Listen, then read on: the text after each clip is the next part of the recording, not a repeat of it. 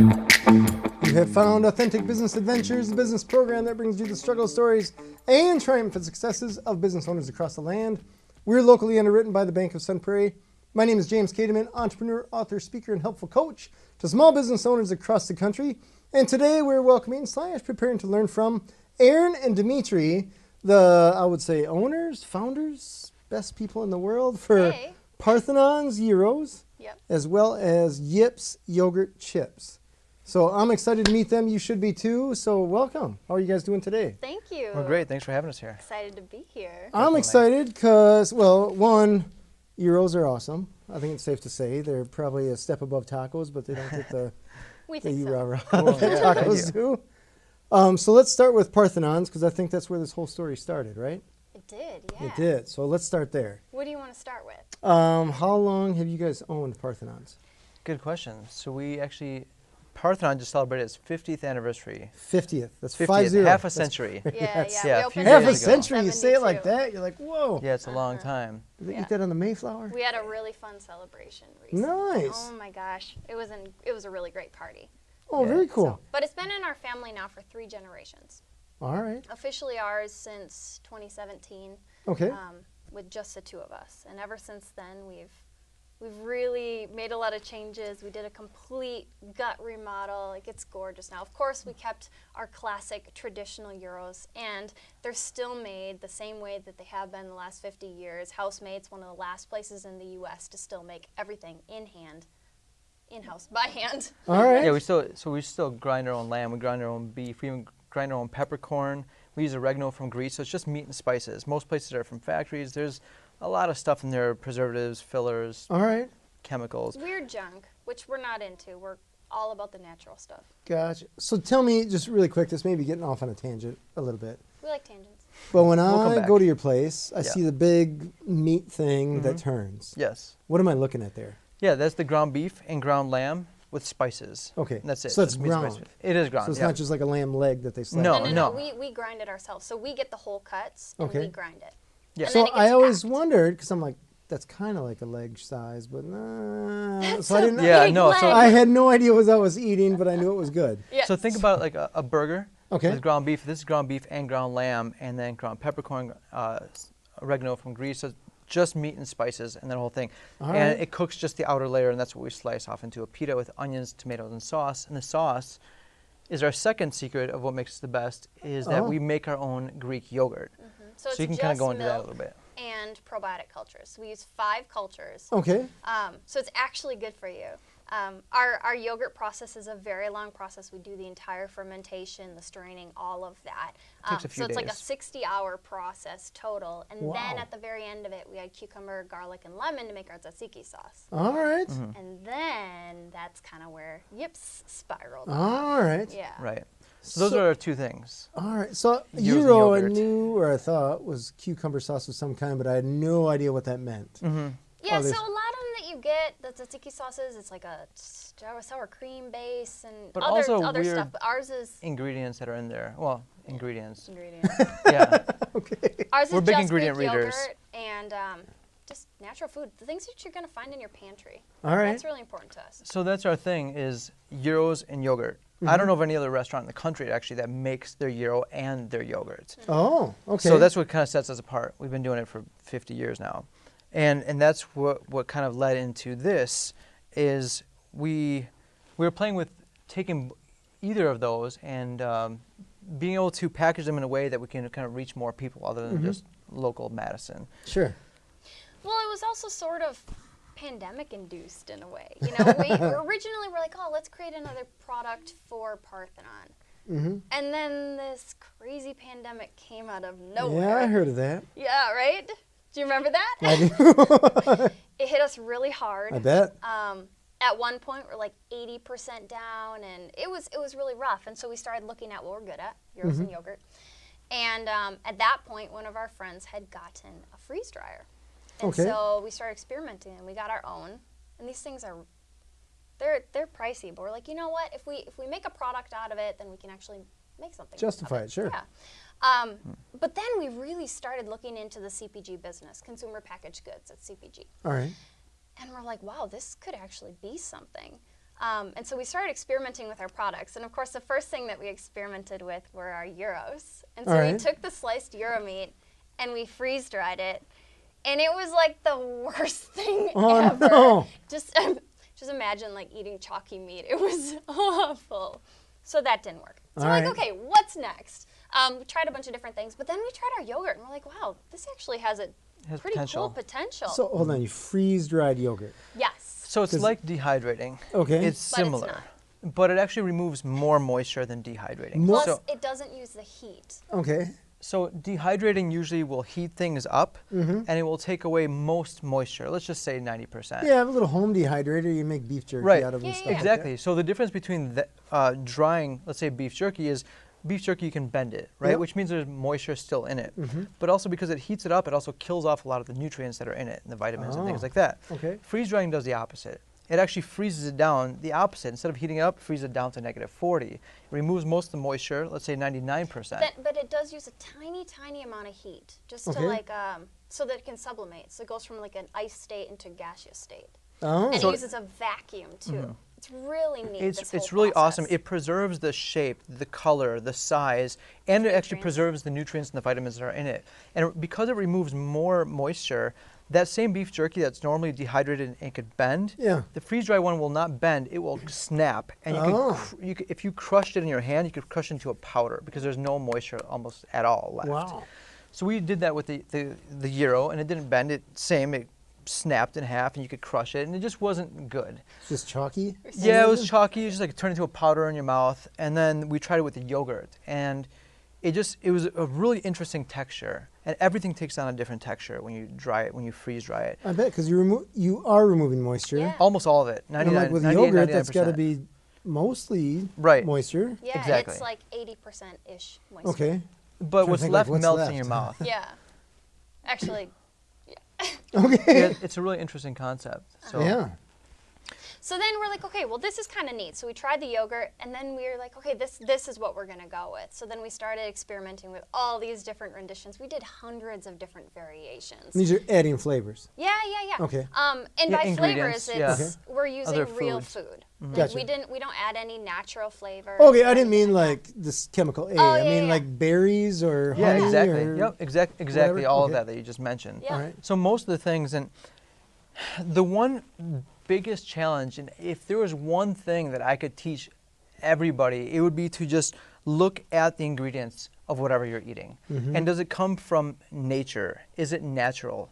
Or is it something that you don't know where it comes from? Can you get it from your fridge? Is it at a grocery store? Can you raise it or grow it on a farm? If not, it's probably a preservative. It's probably a chemical. It's something made in the laboratory. Well, whenever people pick up packages, I feel like when we interview people, the majority of people look first at the nutrition facts. And that's fine, The sure. percentages. But for us, we try to tell people, count chemicals before you count calories. Like, look at what's in that ingredients list. Interesting. Okay. And if you don't see it in your pantry, should you really be putting it in your body? Sure. Can you pronounce it? Right, Yeah. exactly. Can Do you you pronounce know it? where Do you that comes recognize from? it? Right, and that's our biggest thing, and that's why everything in here is all natural, and that's actually what led us to even make this in the first place. And that's because we're really busy in general. I bet. I mean, restaurants have a tendency to just keep you very busy. And 60, 80, Always. 100-hour weeks is normal. Plus, then we have a tendency to take on additional projects Always. all the time, as if That's we're not bored enough. entrepreneurs, though, Right, you gotta right? stay There's busy. always the next Right, thing. you need I to. know. You can't say no. You You're can't like, stop yes, learning. I want to do that. I want to do this too. So anyway, when we really put this together, when we really started to give it a shot, I was taking classes at the UW. We both were sitting on different industry boards. Obviously, we had the restaurant. Then there was a bunch going on with the pandemic, and so we're like, hey, let's create this product too. You know, how we were talking about earlier, when people tend to do things, they kind of do it all at once. Yeah. That's also part of our story. But it also Alright. came from a need because Yeah. we're always running around the whole time. Although we had a restaurant, we never sat to eat. We just didn't have time. So Alright. we always would eat on the run. Yeah. Even now, I'll get food and I'll You eat eat a it standing. gyro on the run? I'll eat it standing, yeah, or It's just actually really really quick. Good wrap up. Oh, so good. So I'm that- just picturing like the sauce going everywhere. yeah, well, that's part of the fun. So that's That's where what sinks are for. You can Okay. find We got Dimitri because you napkins. just follow the trail. exactly. So that's where it came from for Yeah. the snack, right? Yeah, from Alright. just In being busy. So classes. basically, we wanted to solve yogurt's portability problem. Because I would leave super early in the morning, get home really late at night, but in the morning I would bring my yogurt with me. Well, I always tell people, like, you can't eat with a spoon while you're on the run, and plus it's not like you can carry a fridge in your backpack. Not easily. No. So we're like, and to mix other things with it, it's just inconvenient. It's messy, yeah. So it's difficult. We're done with that hot mess stuff.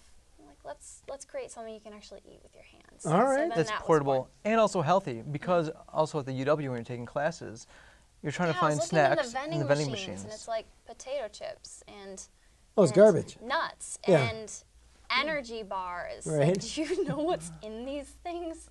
A lot of weird I stuff. can't pronounce it. All right. Or fake sugar, I imagine, is a big, or corn syrup, I imagine. Oh, There's a bunch of that. it's in everything. Ooh, let's talk about sugar, because that's a super important thing too. Sure. Definitely. Of course, as a society right now, we're on this like anti-sugar kick, which is great because it's ridiculous how much sugar we consume as Americans. But it's also the type of sugar that we consume. You know, like are we eating just broad sweeteners? Yeah. Type. Okay. Yeah, sure, all of that. But there, as anything, there's like good fats and bad fats and good sugars and bad sugars. And to me, it all comes back to, does it come from nature? Is it natural? And also or how is it much not? of it are you And eating? also how much? So with us, we put honey in our chips, but also honey it's important. It's been around. It's been a part of our diet for thousands of years, you know, versus corn syrup or any other sort of these sweeteners that are overly processed and things like that.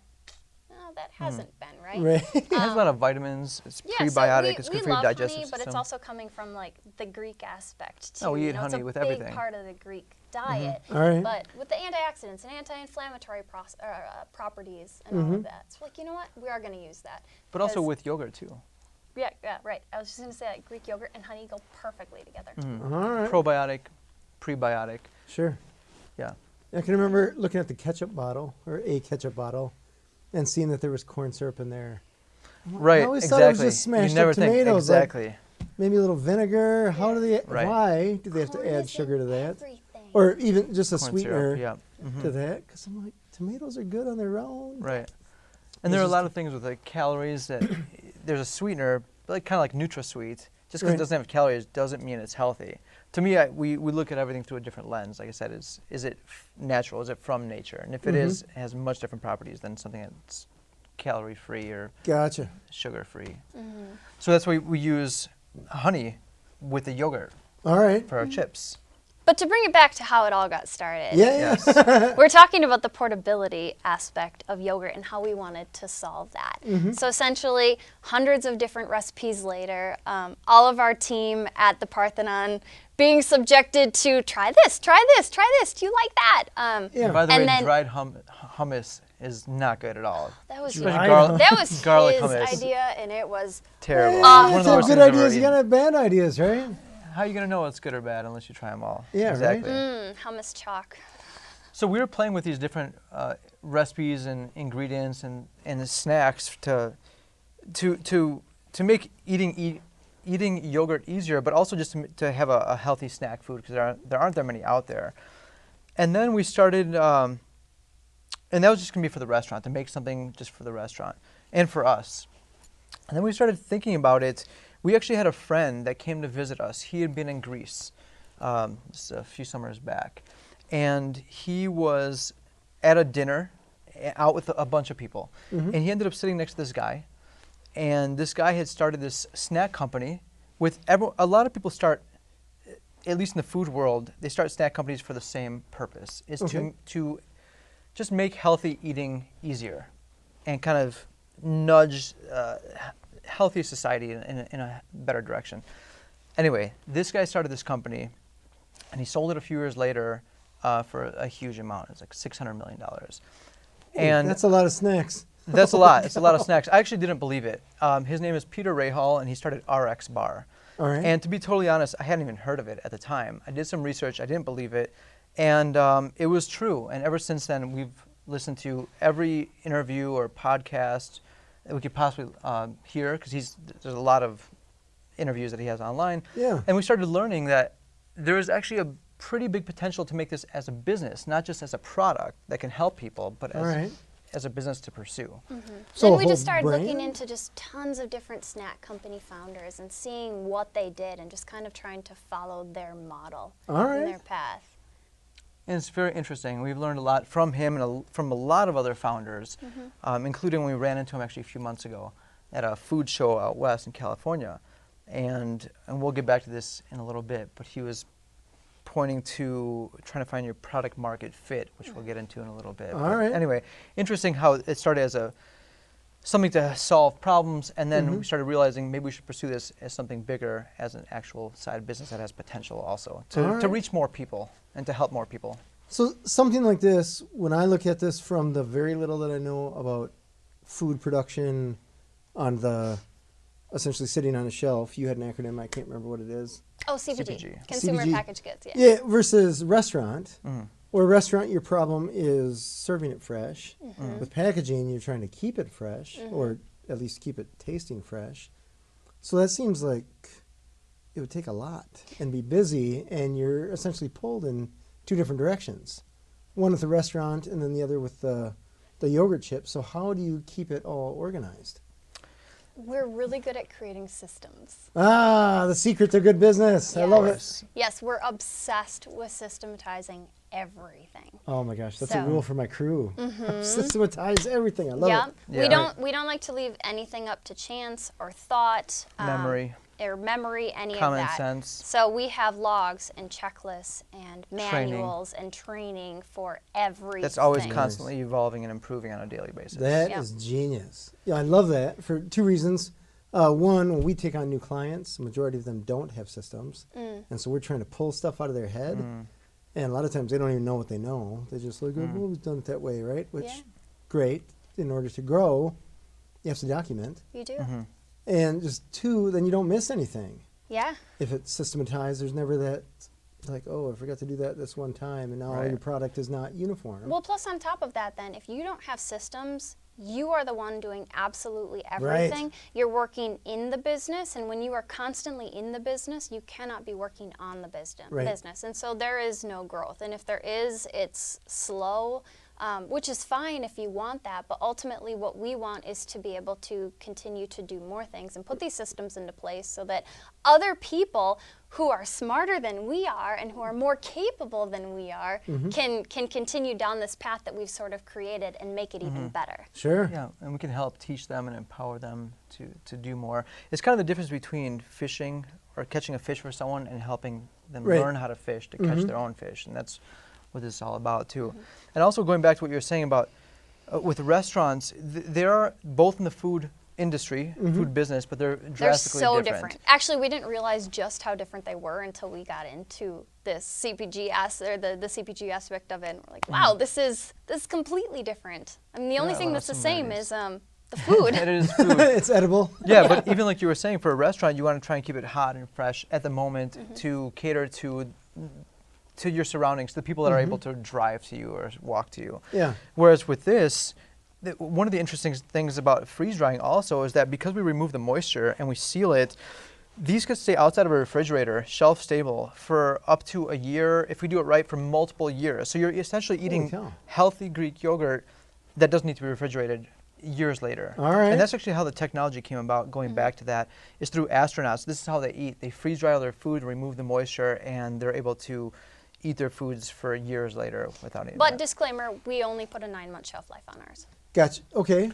Do you mind telling me why? Or that's just what we've tested too. Gotcha. I mean, we can go longer than that. We've tested longer than that, and eventually we will go longer than that. So as we grow, it's going to be extending. This is more a curiosity question, and you can totally tell me if you don't want to answer this, because I don't know. What is the official test? Is it just open the bag, and if it's moldy, you're like, okay, well, a week before? Or is it more like sticking under a microscope or some magic machine? There are a lot of different ways that you can do it. You can do lab testing. A lot of the smaller businesses will just take a whole bunch of different samples throughout time, stick it on a shelf, and then they will open them over time and then do lab testing too. All right. There's a whole bunch of different ways to do it. So they're depending testing on how for big microbes or anything? Or is it they just do a a sniff lot test? of that. No. There's microbe testing. There's moisture. There's moisture testing. There's water activity. There's a whole bunch of different tests that you can do. You can also eat it to see if you get sick. I do it all the time. Well, I also wonder. That's Dimitri's favorite method. He's like, well, I'm just going to eat like 10 bags of it for fun. But then we do the technical. But no, we do part of it the also. real part of it. Don't Okay. worry. But I it's kind of neat too because this product is probiotic, and so we have it lab tested too to see To make sure that they the live. cultures If are that they live. surviving. Okay. Yeah. I imagine a lot it's of it really has cool. to do with the packaging itself, right? 'Cause That's really glass important. jar Exactly. versus plastic bag versus foil bag, or If Yeah. it's sealed correctly. And right. also, like, have you removed the oxygen? Do you have an oxygen absorber in there? Do you do nitrogen flush? There's so many different options. And so as we were developing this, we were working with dairy scientists. We were working with R&D directors with different operations. And they All right. really helped us think through all of the different aspects that we had to do in order to make this food safe. So I mean, there is a lot of overlap with restaurants. You know, like we've got all of our SOPs in place, standard operating procedures, Gotcha. and whatnot. Sorry, acronyms. No, you're good. You're good. But we have all these things in place, and so we were able to translate that into this All right. essentially. Nice. Yeah, but obviously you want to even take this up another level because this is sitting on a shelf. Yeah. And reaching more people. That's more difficult to trace. We have to be more on top of things in general. So it's interesting because as I'm thinking about this, I'm like, there's the food aspect, but there's also selling it. You're relying on people in a restaurant to come to your business.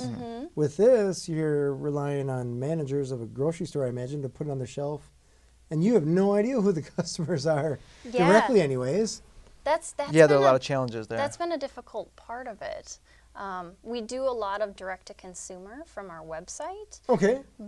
And so then we are able to trace who's purchasing it and really kind of target people Okay. that we think would really Just enjoy I this imagine product. demographics or target, whatever. Yeah, there's a lot that busy you can do people with or whatever. advertising. We haven't done a whole lot of digital advertising, Okay. but we've done some of it. But there's a lot of functionality when it comes to that. But yeah, but what you're saying, when you put it on a grocery store shelf, you don't know who's buying it. No.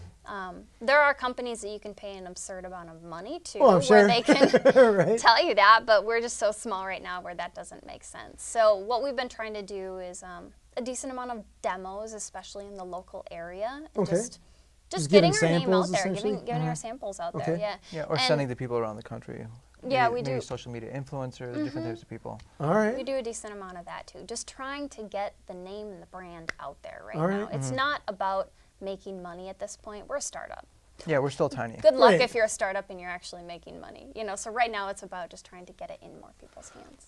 But also with this, the good thing is that we are the first, this is the first of their kind, the first dried yogurt, natural yogurt that exists. That's the good thing. Exists at all? Well, so there's the closest thing to it are like the baby yogurt melts. Okay. I'm not familiar, so I apologize. No, that's fine. They're like tiny little yogurt, freeze-dried dried yogurt, yogurt melts Okay. for babies. Oh.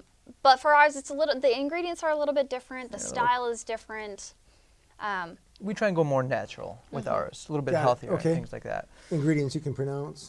Yes, and you know what they are. So All right.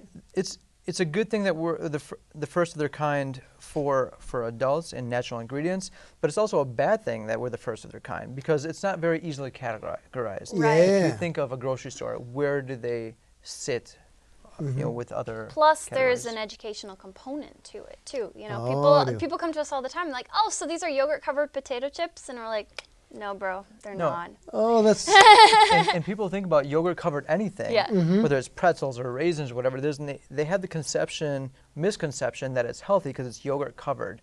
Yeah. But if you look at the ingredients, it's just straight up sugar. It's a sugar coating that's on there, and it's nothing to do with real yogurt. And Got it's it. not great. So so we have it's to so funny that you differentiate. guys mentioned that because I teach some business planning classes, and I always tell people it's better to be number 2 than number 1 because, and I always use Pave the way. I use massage therapy as the example because I'm like, can you imagine just telling a random person, be like, look, get Right. naked, lay on the table, I'll put some nice music on, dim the lights, You'll be fine. Yeah. and I'll just rub you with and oil. they're going to be terrified. Right? Or they're going to like it too much. Right. Right?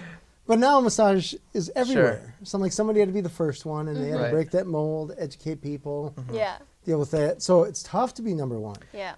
Well, It is. especially kind of the way we did it. So initially, we had this plan where we were going to launch in our restaurant and then go local, regional, national. You kind of build out in And yeah, circles. which is, makes sense, right? But I have this habit of kind of doing things. Overcommitting. All right. Not true.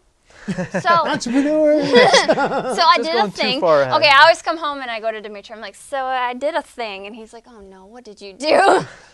Where I started submitting for these awards. Okay. And this is like well before we even launched the business. Like we didn't even have proper packaging at the time. I'm like, I'm just gonna do it, you know. You're talking 2020? Yeah. So this was end of 2020. I started submitting for these awards for Yips Yogurt Chips, which we do have to talk about the name too. All right. Because We definitely do. Yeah. yeah.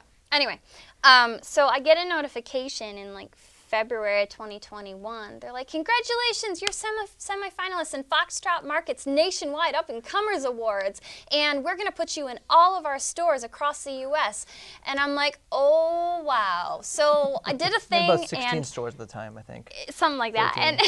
And More than I'm like, one? so we More than need one. to get going on this. And so we just had like a hot second to like get all of our packaging together and like get everything into We place. didn't even have it on our website, or the website wasn't even up and running. We didn't even sell it in Parthenon yet.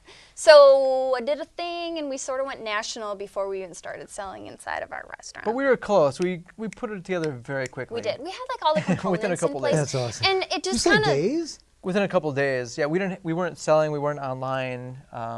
But we were ready. Everything was kind of coming together. But you always need a catalyst. You that one really do. spark to Right. kind of set the whole thing up. Yeah. because ultimately you never You'll know never be when ready. it's good enough, when it's ready. Right. You know, You'll and never be someone ready. Wait for needs these to stars to almost- align. Yeah, never. Someone Never. almost needs to like pull the trigger for you in a certain Sure. way for you to be Boot like, the okay, butt, let's do right? it. Yeah. Which is another thing that we come across when we're speaking to other entrepreneurs and Or creatives in general. entrepreneurs.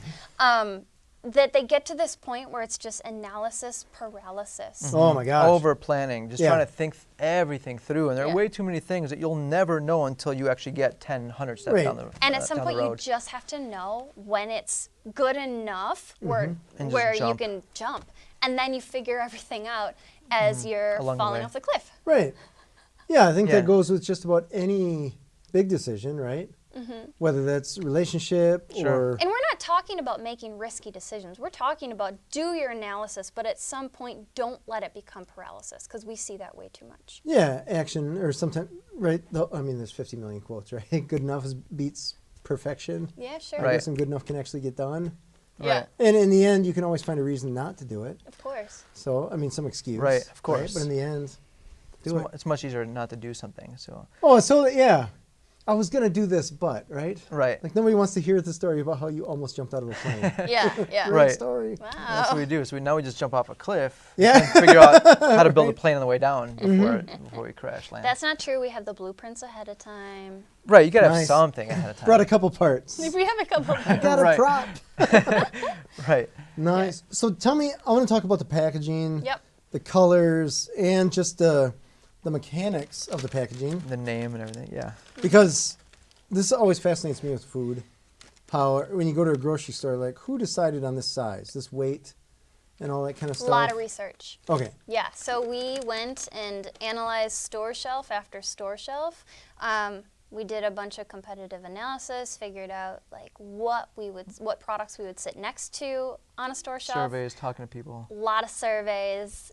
Yeah, a lot of research. All right. Buying samples, bringing them home, comparing the size, the height, The width, the weight, how much portion. Eat it. The If you're serving hungry, size, eat. the Yeah, the serving ingredients. size. Eat the whole thing. Are you full? What would it be? Is it a snack? Is it a meal replacement? Yep. All right. Even down to the graphics we put into it, the fonts, the colors, all Yeah. of The that. color, does it stand out or not?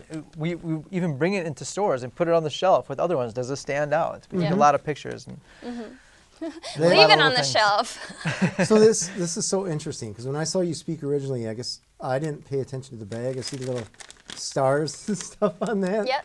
And is that you? Yeah, that that's is her, my that- sad face. That crazy person. That's not all. So I love the marketing aspect that you guys have going on. Or Thank you. maybe marketing is the wrong phrase. Branding, Just maybe? the branding. Thank you. The design, the colors, the fun kind of tongue in cheek, and it's fun. We wanted a brand that kind of encapsulated our personalities. All right. Like we like to have fun, and we want to bring that out in our packaging, in our brand, in our voice, in our brand's personality. Like just something witty and quirky and loud and bright, and something that I will enjoy selling. Oh, I love that. I want to enjoy you can stand selling behind, you can support and things like that. And also, it even comes down to the name, too. Yeah, So- tell us about Yips. The name. So the name is interesting It because, was kind of started off as a joke. well, really? it's kind of like trying to name a child. You know, how do you decide on one name? Well, that starts off as a joke. Maybe. Yeah, it depends. Maybe. Yeah, after a beer or We'll two. call no. him Brett. Yeah. So in this case, we just, as we're trying to think of like the perfect name, we needed to come up with the name, so we didn't keep calling them these yogurt chips as we're talking for weeks or months. Yeah. So we just decided to combine yogurt and chips. And we You just use came a up with portmanteau Yips. and you stick it together. Yeah, so Super simple. Yips is So we kind of did yogurt that chips. temporarily, and then it Until we just came up with kind the of perfect stuck. name. And then it kind of goes back to the analysis paralysis thing. Like, oh, how long do we figure out the perfect name? Or do we just like jump with this, and then if it's necessary, then we do some sort of rebrand later? Right. But ultimately, people ended up liking it. Plus, it's fun in that you say it, and you're like, yep, yep, yep, yep. You know how you say I do. yep all So the you're, time? you're You say yep. subconsciously saying yes, yep, yep throughout the day. So you're kind of saying the name throughout the day. But also little things like logically that we thought of after the fact that we do like that it's a single syllable. It's easy to say. It's easy to pronounce. And It's unique, and since Yips are the first of their kind, essentially, it can kind of potentially be like the Kleenex or the Right. Q-tips The or Xerox. the Pop-Tarts, you know, like you're not going to call it a toaster pastry. That's a Pop-Tart. I don't care what brand it is. So that's what we want, is for people to eventually, we know more yogurt chips will eventually come out, and that's fine. You know, there are thousands of bars. That'd be a and- good thing because that would reduce your education component. right, Exactly. But we want them to say, oh, they're Yips. You know? Got it. I love it. And it's such a small word that it can fit anywhere. Yep. And I think it'd be very tough to be upset and say Yips. Yep, that's true. Tough to be mad and Plus, say Right. going back to the Right, whole it's brand fun. personality and playfulness, we can use so many different slogans. Like I always say yippee and yip yip hooray. And all right. on the bottom of the bag it says, put your lips on these yips. Does it really? Yeah, That's awesome. Oh, clever. it's fun. Reseal tightly to keep them crisp. I love it. Tell me about the bag itself. How do you decide mill thickness and More is this research. plastic or is this metal? I didn't know what I'm holding And onto. talking to people that know what they're talking And, about. yeah, know We more than really us. like to surround ourselves with people who know more than we do. All right. Smart Smarter than move. us. If Yeah. we are the smartest people in the room, we are in the wrong room. Like that is a slogan that we live Now you by. guys got to take a walk. No, I'm just kidding. Tell me also, this is the interesting thing when I'm talking with people that have stuff that they throw on the shelf to sell at grocery stores or whatever. You have to come up with something that's packaged, but you also have to figure out a way to actually package it. And some of those machines can be psycho expensive. So how do you scale something like this to be like, okay, in our little kitchen, or big kitchen, I suppose. Little kitchen. Big kitchen's working out well, but now we got 75 grocery stores that want to host this. That's exactly where we're at. What we're trying to figure out right now. So Oh, right okay. now, Okay. right now we're still very small. We're still very manual and hands-on. But we are in the process of scaling our operation. All right. Getting an additional space, getting bigger equipment, figuring out more of a continuous process because it's so laborious right now. We bet. need to get these bigger machines that are able to automate and increase our production capacity because right now we are completely limited by our production capacity. Okay. So once we're able to do that, then we'll be able to actually start scaling this thing and start implementing our plan. We have a lot of plans. And learning about this business, a lot of these companies, how they started, including RX Bar, is that they would create a product, and then initially everybody would have to make it on their own. That's how everyone starts. And then once you need to scale up, it's much easier to go to a contract manufacturer to make them for you. Sure, Okay, they yep. specialize in that. Sure. And And there then are you pros can and focus cons. on the sales and the marketing. Exactly, because there are two completely different businesses, the production and the sales and marketing and branding and all that. Right. But again, pros and cons to everything. You can scale up quicker, but also with a lot of that, especially in the last couple of years with supply chain, are you able to get ingredients? If you do, how much more expensive are they? From a quality standpoint, You lose control of it. Of the Sometimes quality. you lose control of your own recipe. And then what we've had from friends, several friends who have gone to contract manufacturers, is if you are too small, you're the first to go. Yeah, you're in the bottom of the list. So they focus on their So if they have biggest capacity, So there's and they got to trim. Yeah. Right. So there's a lot of positive aspects to it, but there's a lot of negative ones too. Right. So for us, our goal was always to start it, figure out the process, and then hand it off to a contract manufacturer who would be able to allow us to scale it. And we went throughout the country speaking to endless contract manufacturers. and physically going to Going these to their, factories. working with their R&D teams, even getting to trials, and no one was able to make it because it's such a unique process and product. Which is why it doesn't exist yet. Yeah, Other than it's this. it's very difficult. You're learning, like, this is a huge pain in the butt. Yes. Like, what do we get ourselves into We're like, here? why do we do this? But it really just like recently, within the past couple months, it came down to the point of like, well, we either scrap this or we do it ourselves and we commit to doing it on a bigger level. And so we had kind of a heart-to-heart, and we both decided we're not ready to scrap this. Like, for us, it has too much potential. There's been too much buzz generated around it. Like, we know what it can be. And so, well, let's just do it then. And so that's what we've been planning now, is a build out of our own facility. I mean, we already have our own facility, but like a bigger version of it. Sure. To be able to actually produce it so that we can grow. I imagine the production difference goes from, hey, we can make a few hundred bags, maybe a couple thousand, to well, now we can make 250,000 bags, which means we got to sell a lot of bags in order to justify the expense of all that equipment and the investment. equipment is very, very expensive. Oh my gosh. I mean, especially with freeze dryers.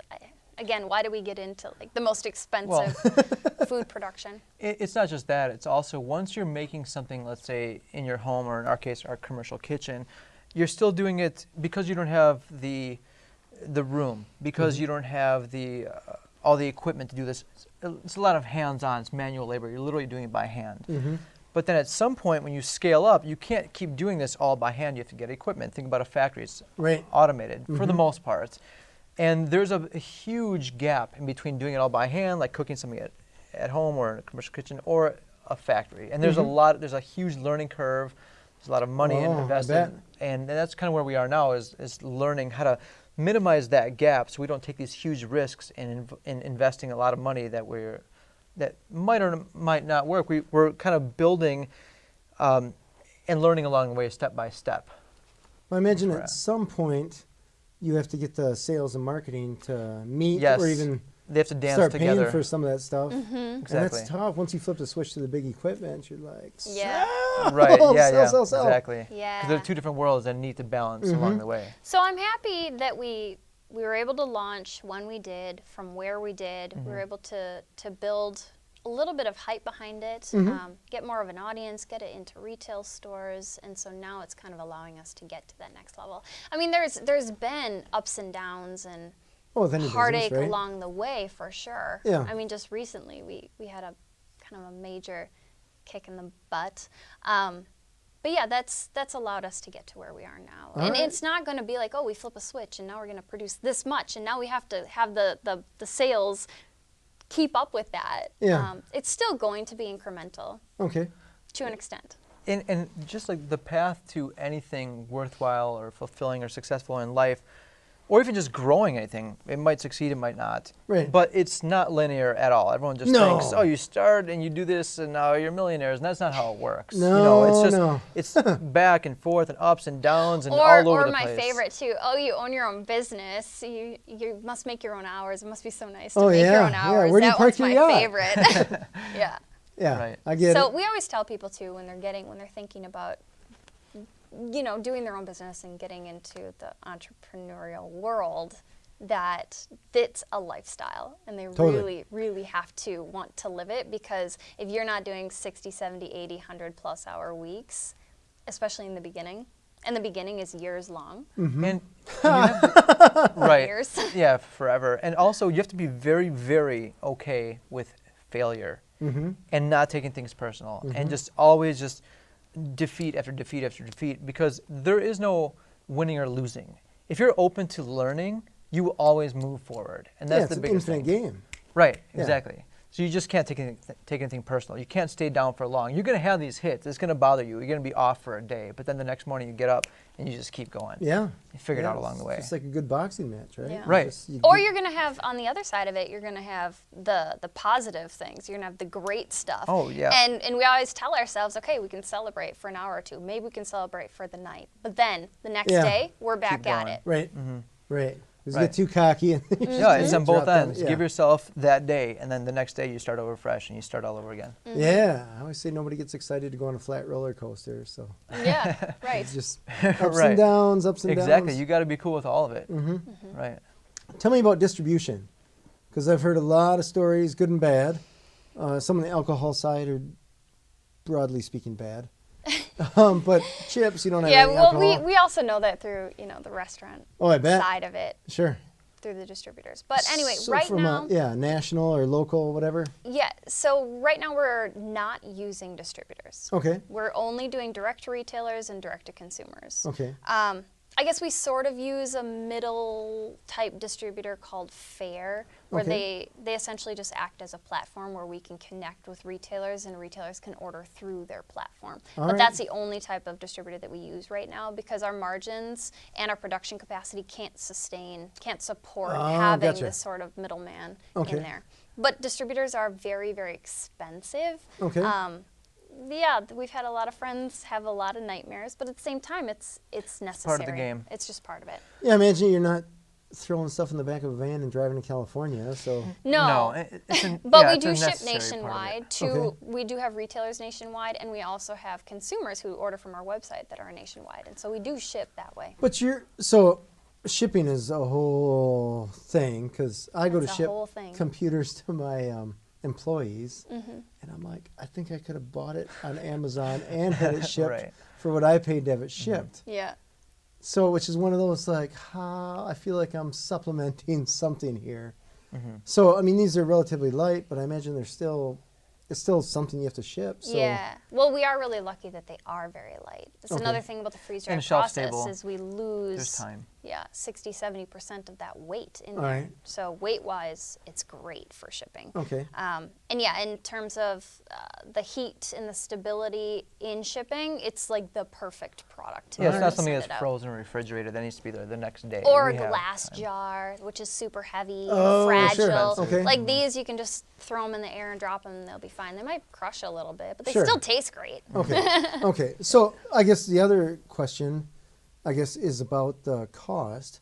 When people are on the website and they click, a lot of people assume that shipping is just magically free. Right. From some other e-commerce retailers, right? Yeah, it's and like magic shipping how is that not works. magically free.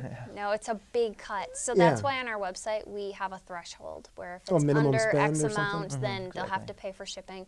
But we don't jack up the shipping. It's like this is literally what it costs. If it's $9 to ship something, it's $9 to ship something. But once it's above, say like $50 or something like that, we just eat the cost of shipping. Gotcha. It hurts a little bit, but at the same time, it's also fair. Right. They're getting volume. more. Okay. Sure.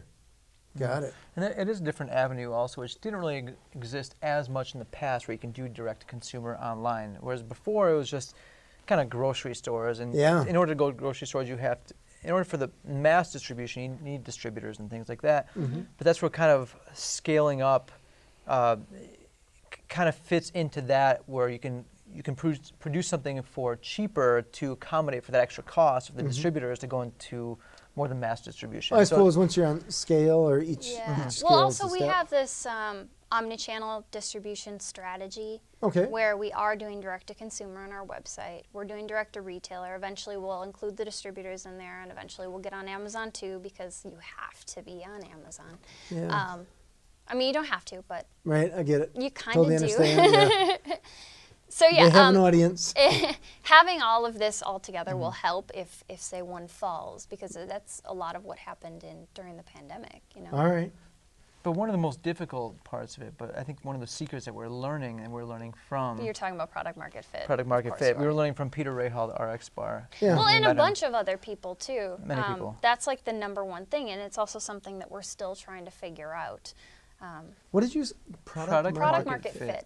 Can you explain that? So you have the product. Now you got to find your market, and you got to figure out how to reach them in the most efficient way possible. For example, if you make a product, a food product, your natural tendency is to go into grocery stores. That's where food goes, grocery stores. But there's a couple things with that. You go into a grocery store, you have thousands of competitors. Also, when people go there, they're also value shopping. They're trying to find the cheapest product they can. Depending on the grocery store that you go into. But that Sure. also They're all goes a little down bit to different. product market fit. So for us, we need to be very careful and not necessarily put our product in conventional grocery stores because we're not going to find the consumers who are going to want to purchase our product there. Okay. The ones that that are looking for, that are health conscious, that are looking for healthy products, and maybe they're not as Like value driven. right. All right. Like cost is not as big of an issue to them. We're not competing with like Cheetos or Doritos or something. And we're concerned about what's going in their body rather than out of their wallet kind of thing. Exactly. Okay. So going back to our X Bar, what they did the first 2 years, they sold online and they went to CrossFit gyms specifically. So think about how specific that is. Not grocery stores. They didn't go into That's that. pretty specific. Not just gyms, CrossFit gyms. And that's what kind of got them their start. And they had a back door into the market. All right. So that's one of the biggest challenges, trying to figure out exactly who our market is and how to kind of go into a back door to find them specifically with not as many competitors. And several of the companies that we've seen that have found success have found side doors, not necessarily back doors, but more side doors. Like, Sure. what are the different avenues that they can take that's not just getting it on a conventional grocery store shelf, All right. where it can reach your perfect target market, the people who are going to be the die-hard fans. Those are the ones that you need. All right. And so that's something that we're still trying to figure out. Yeah. And we're also trying to figure out along those lines how to categorize it. Because it's so unique, it doesn't fit into the chips category. It doesn't fit into the yogurt category. All right. And so we're trying to figure out where do we put it on shelf in order to do this. And so this has taken a lot of experimentation. And even recently, we got a pretty big gut punch because one of our bigger retailers ended up dropping us, which was my fault. It hurt, and It's not I a fault, learned. it's just a learning lesson. No, but it was my fault because I wanted to experiment. We were in a category, and I was like, you know what? We probably shouldn't be in that category. Let's try We're to. more with the candies, let's say. Okay. Yeah, and Sure. we're not candy at all. Sweets and And so I candies. was like, you know what? Let's try putting it in like the dried fruits category or And the nuts yogurt and things like category. that. And so it just didn't work in those sections because people go into those categories and they're looking for dried fruits or they're actually looking just for nuts. conventional yogurt, whatever it is. Yeah. So it's been an interesting learning curve trying to figure out where are we going to put this. I have some friends that have these products, and for example, there's one that has chips, and she won't go into the chip aisle because she doesn't stand Potato out there. chips? Yeah, she'll go into the produce aisle, and All that's right. where she does well. So that's Or where we in need bars, to get really 'cause creative. Right? Because bars have beer and beer with chips. So Right. and she doesn't have many competitors. When you go in there, it's one of the few, maybe the only ones that'll be in there. All right. So that's Is that kind- Christine? Yeah. Yeah. She's been from on Sly. here. She's brilliant. Years ago. Yeah. We've, Great. we've learned a lot from her. Yeah. From smart a lot woman. of people. Very yeah, smart we woman. try to learn from everyone we meet. And that's the big thing, is kind of going directly to the market. So find the product and attach it, connect it to the market directly. All right. And that might be health conscious parents that are looking for a snack for their kid that Yep. doesn't really exist, that they don't want something like Doritos or whatever Yeah. it is. Yeah. Or it could be someone that's maybe in yoga, or who knows. That's what we're trying to find, to kind of Yeah. narrow in. Yeah. Interesting. I'm thinking like my kid's in sport, so I could see that at his. Or You know, camping, or that's hunters. actually what we're finding too. Is originally we didn't want to market toward the children. We wanted to market toward essentially millennial women usually. Okay. But what we're finding is Health-conscious that adults. just health conscious adults in general. But I mean, you know, you really got to niche down so that you can target someone specifically. Yeah. Otherwise, you're just targeting everyone and you're not getting anyone. Yeah. But If what everyone's we're- a target, no Exactly. one's a target. Right. Yeah. So Get lost. in trying to like niche down, what we're finding is that people are buying them, but then the people who are consuming them are their children. I mean, they're like Yeah, the kids to are stealing me- their snacks from their mothers, which is cool that it's Yeah. working that way. Or fathers. This is so my Sure. kid specifically is one of those kids that gets hangry. Yeah, So I do too. it's I don't blame always them. like he's like a mugwai, right? The rules just keep him fed all the time, and he's always moving, so it's one of these, like, this is clean, Yep. right? He doesn't have yogurt all over him, whatever. Yeah. Right, exactly. And it's kind of fun, and it's not convenient. candy. So yeah, it's not candy. But You're they're not just, still going to enjoy the flavor. right, you're not giving them some trash granola bar or something like that. Yep. So this would be, I think, there's a convenience factor Yeah. that I think is... Plus, you don't have to worry about your kids smearing yogurt all over the back car window. right? Oh my gosh, the minivan smell, right? Yeah, delicious. You love that sour yogurt smell. Oh, it's funny. How can people find these? So we are online at yipsyogurtchips.com. And also, we're in several stores around the Madison area, and then including some Parthenon. throughout the U.S. Of course, And we're in Parthenon's. And tell us, where is Parthenon's? For the people that don't know. People that don't know. It's at 316 State Street. Downtown it's right Madison. Downtown Madison, right in the middle of State I feel like Street. people know Parthenon's more than they know the Capitol. So, Okay. or maybe a close It's been second. there almost as long. right? So the capital is near Parthenon, actually. Yeah, right in the middle it's there. funny. How do you get to the Capitol? You go to Parthenon, go up 3 blocks. Right. Yep. That's funny. 50 years, though. That is incredible. Yeah, it's really neat. That is impressive. I Yeah. don't even We're really know. excited. It's So pretty rare for a restaurant to make it that long, so it's we're rare for honored just- to be a part of that. We're Yeah. just steering in a different direction. Yeah. Still Yeah. working with family, which is always interesting, you know, but I now we're wanna- going in a different direction. I mean, I'd love to have you guys on another time because we're running out of time here, Sure. but I want to know the story about dealing with family and That's a either whole the other transition, story. how that worked, and when you're like yogurt chips, and they're like, whoa, whoa, whoa, whoa. yeah, This isn't what we do. This or is whatever. exactly Whole how other it show. happened. But now they're like, yeah, let's do it. They All right. love it. Yeah, there is some resistance Yeah. with everything all along Well, I mean, the way just when you deal any with family. change, right? Any You change. could be like, hey, we're going to change the doorknobs. Yeah. Or, whoa, Yeah. whoa, whoa. Dealing with old school You sound Greeks. like you've worked with family. I have not, but I've seen it. Yeah. I've seen it. It's always and So I interesting. don't. Yeah. That's when I was like, Right. oh. We're family too, but it's different family you choose. And Right. yeah, I love working with her. It's amazing. No, I mean, it was difficult for a while until we really defined our roles. You know. Oh, and now, trust me, on a daily basis, it still gets difficult. But Oh, we're always learning. what are you Getting honest talking here. about? No, but you're always I learning. am a You don't- joy to work with. but you Don't can't take forget anything it. personal. You're always learning and improving and helping each other grow, and that's what it's all about. Yeah, that's amazing. I love it. Yeah. So yipsyogurtchips.com. Yep. And people can buy stuff or buy these there. How many varieties do you Parthenon. have? Yeah, we have 3 right now. 3. Okay, Yep. so these are Yeah, them. super berry, almond butter, banana, and cocoa sea salt. All right, nice. I love it. Well, thanks for being on the show. Oh, thanks for having us. This having is us. great. This is Really cool. enjoyed it. I love Loved it. it. Yips Yogurt Chips got an awesome name, and Parthenons with gyros. You can't go wrong. I love me some gyros. Yeah. This has Come been say hi. Authentic Business Adventures, a business program that brings you the struggle stories and triumphant successes of business owners across the land. We are underwritten locally by the Bank of Sun Prairie. You could do us a huge favor. Hit that subscribe button, smash that like, big old thumbs up button, and if you could do us even bigger favor, comment, ask questions for Dimitri and Erin, and let them know.